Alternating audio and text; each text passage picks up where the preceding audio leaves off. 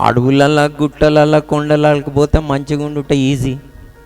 ఎవరు తిడతారు? అడవులలా గుట్టలలా కొండలలా తిడతారా? ఏదైనా ప్రాక్టీస్ చేయాలంటే ఏం చేయాలి? అనుదిన జీవితంలో పబ్లిక్లో రావాలి. లేకపోతే ప్రాక్టీస్ ఏడవుతుంది? విశ్వామిత్రునిలాగా ఫెయిల్ అయిపోతారు. శోధనలు లేవు కదా. సో ప్రభు మనల్ని పబ్లిక్లో ఉండమన్నారు. మీరు లోకానికి వెలుగు, మీరు లోకానికి ఉప్పు. మన లైఫ్ పబ్లిక్ లైఫ్లో ఉండాలి. ఎట్లా తెలుస్తుంది? ఎట్లా ఎదుగుతాం?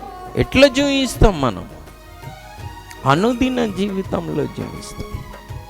మన లైఫ్ రిఫ్లెక్ట్ కావాలి.